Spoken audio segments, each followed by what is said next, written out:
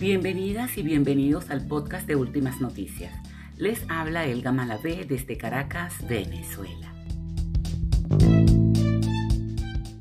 Hoy es viernes 25 de febrero de 2022 y estos son los titulares.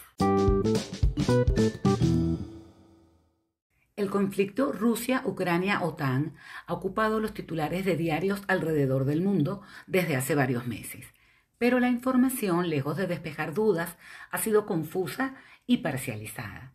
Para ayudarnos a entender de qué se trata, Alberto Cova, director de contenido de Últimas Noticias, nos presenta su análisis. Las alarmas alrededor de la COVID-19 parecen haber disminuido y algunos países europeos comienzan a eliminar las medidas de bioseguridad. Se acerca el fin de la pandemia. Conversamos con la periodista Alejandra Morales Hackett, directora de redacción en Telesur y quien ha estado siguiendo todo lo relacionado a la COVID-19 desde su aparición. En el segmento musical estrenamos el tema de Luis Fernando Borjas, La Miraíta. ¿Qué está ocurriendo en Ucrania? El conflicto con Rusia tiene largo tiempo y las potencias que integran la OTAN no han hecho más que profundizarlo. Alberto Cova, director de contenido de nuestro diario, nos presenta un análisis donde recorre las distintas etapas de este hecho que hoy ocupan los titulares de los medios de comunicación en el mundo. Bienvenido, Alberto. Buenos días, Elga. Me da mucho gusto saludarte, al igual que a la audiencia del podcast de Últimas Noticias. Esta semana la principal información que hemos procesado en esta redacción tiene que ver con la situación en Europa del Este, concretamente en Ucrania, y es que después de varias semanas de forcejeo diplomático entre las potencias de la OTAN y Rusia, este último país decidió ejecutar una operación militar en Ucrania con el objetivo declarado de defender a los ciudadanos en su mayoría de origen ruso que habitan en las regiones de Donetsk y Lugansk, las cuales han sido objeto de abusos y genocidio por parte del régimen de Kiev durante 8 años. Al anunciar la operación, el presidente Vladimir Putin aclaró que la intención no es ocupar Ucrania, sino proceder a la desnazificación y desmilitarización de este país. En este sentido, se debe recordar cuál es el origen del gobierno de Kiev y cuál ha sido su actitud frente a sus vecinos y hermanos eslavos de Rusia. Habría que remontarse al año 2014, cuando el presidente Viktor Yanukovych, electo en 2010 con 52% de los votos, fue derrocado por una revuelta auspiciada por Estados Unidos.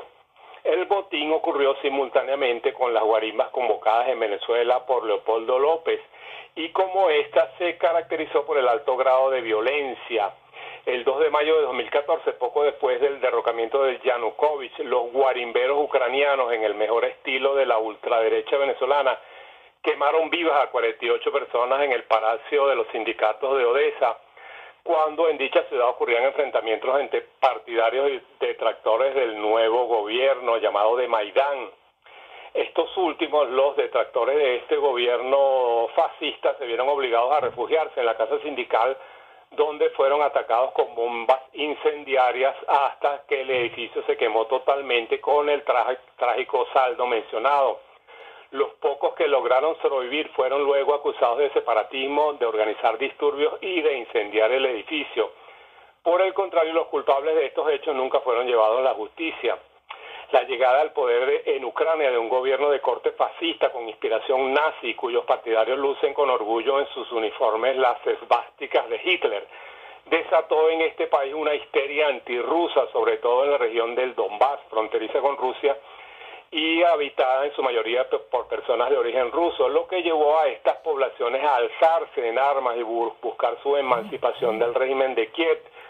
Tras 8 años de guerra en el Donbass, en lo que el ejército y las milicias de ultraderecha cometieron todo tipo de crímenes contra civiles, las repúblicas de Lugansk y Donetsk decidieron proclamar su independencia y pedir protección a Rusia, lo que desencadenó los acontecimientos que hoy estremecen al mundo.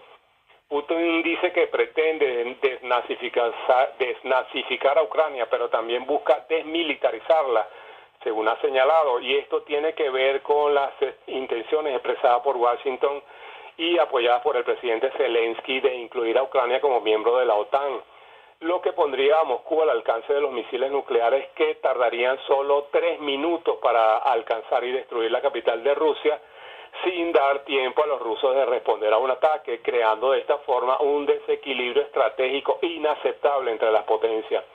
Es obvio que un país como Rusia no puede aceptar esta amenaza en sus fronteras, tal como ocurrió en los años 60, cuando la Unión Soviética trató de emplazar misiles nucleares en Cuba y Estados Unidos no lo permitió.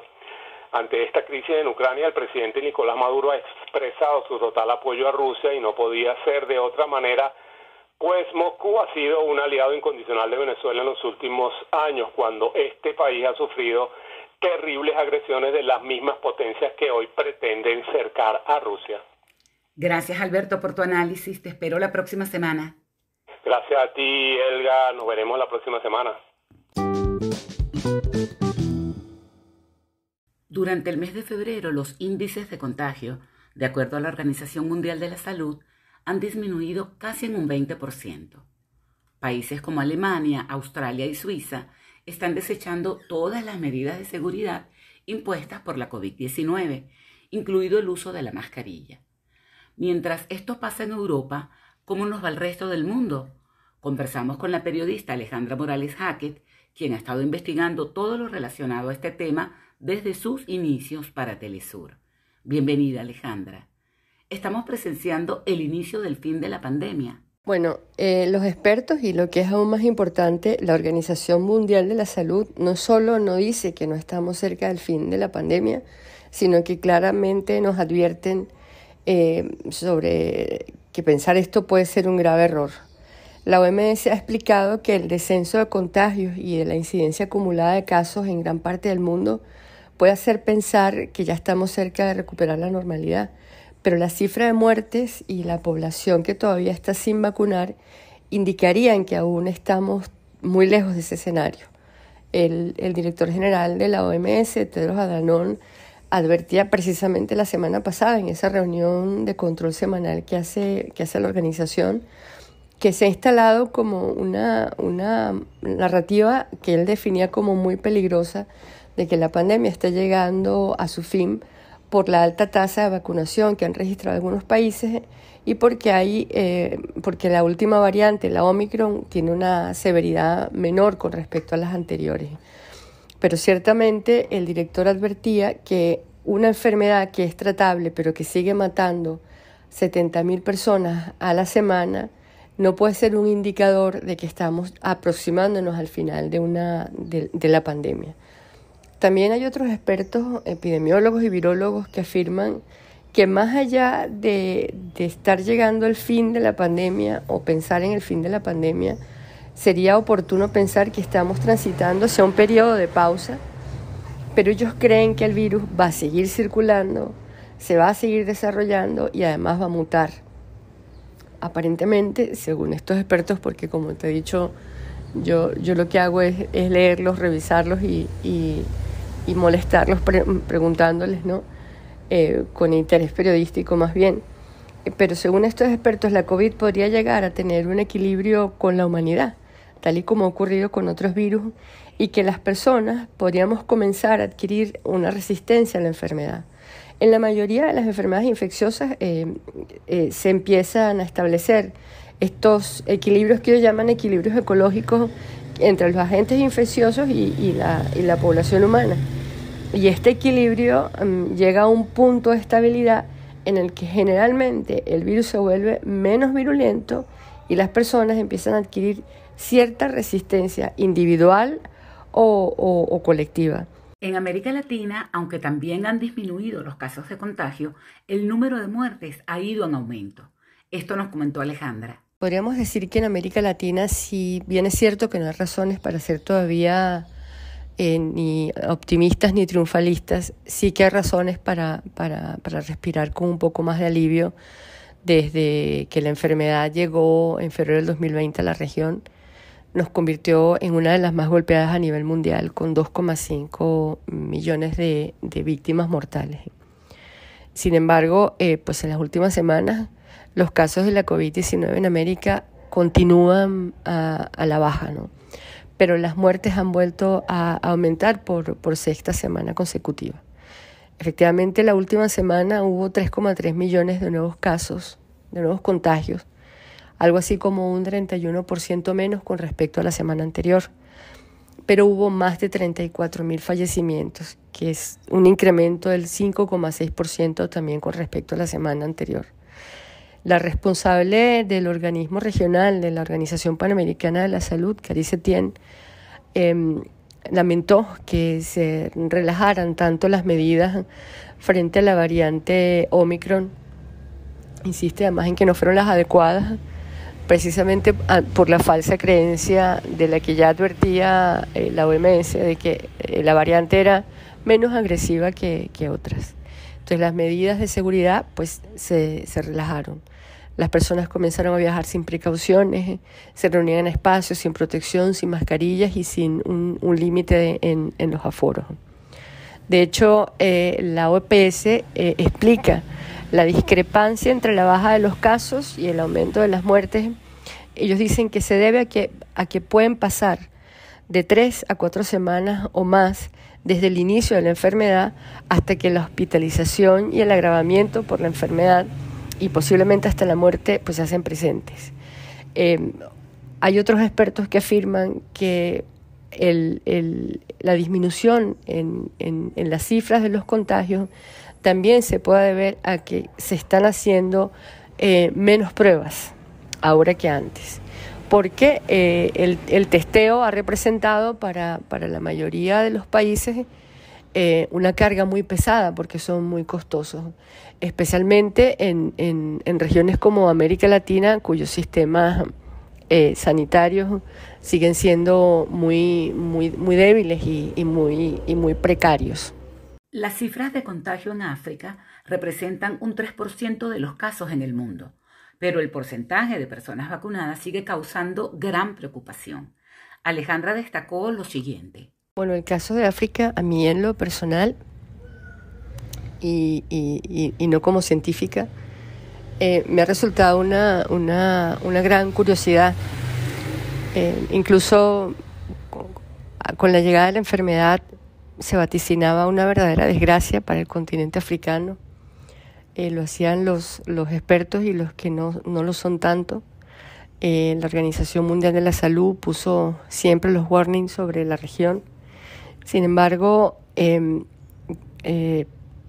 los 55 países miembros de la Unión Africana, según los datos de la Organización Mundial de la Salud, solo se han registrado 11 millones de contagios, que es apenas el 3% del total mundial.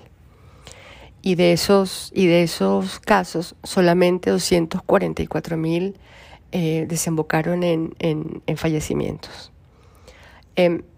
Sin embargo, en la región sigue siendo motivo de gran preocupación el tema de las vacunas. En la semana pasada, en la conferencia de Múnich, se aseguró que el 83% de la población africana está sin vacunar, ni siquiera con la primera dosis de ninguno de los patógenos inmunizantes. Eso sí, en el caso de África también convienen los expertos epidemiólogos en reconocer que se ha mejorado la capacidad de respuesta de manera significativa.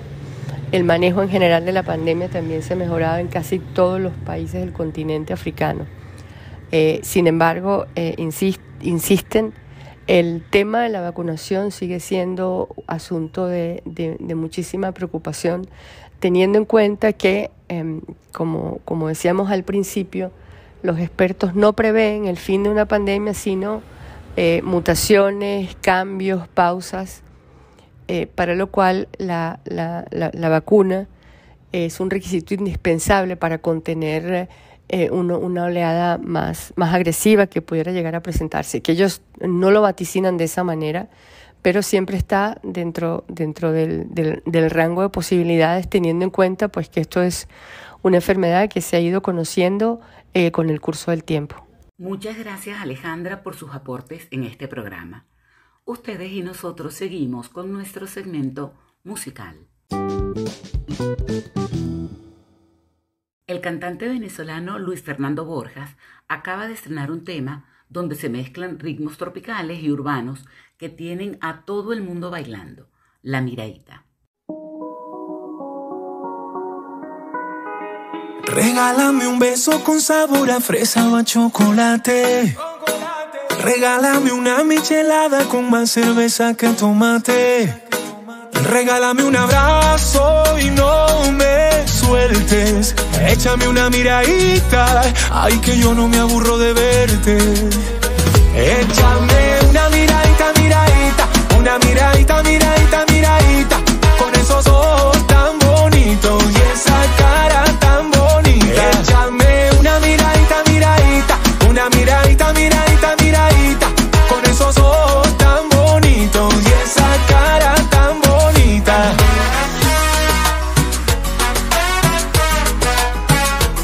Con esos ojos tan bonitos y esa cara tan bonita.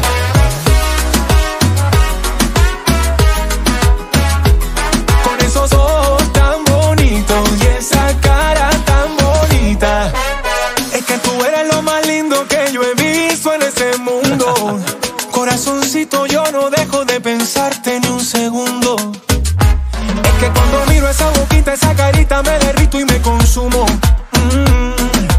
Échame una miradita, ay que esta noche no haya apuro. Échame una miradita, miradita, una miradita, miradita, miradita, con esos ojos tan bonitos y esa cara tan bonita. Échame una miradita, miradita, una miradita, miradita, miradita, con esos ojos tan bonitos y esa cara tan bonita. Luis Fernando. Con esos ojos tan bonitos y esa cara tan bonita.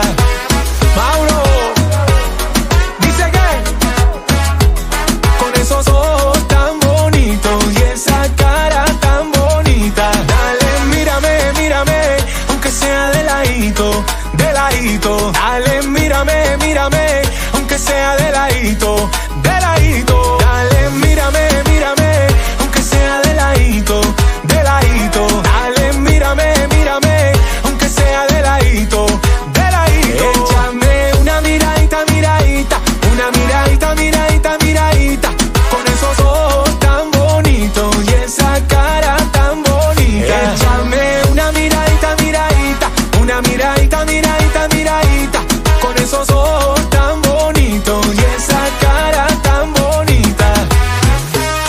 Agua lluvia. Oiga que swing, mamá. Regálame un abrazo y no me sueltes.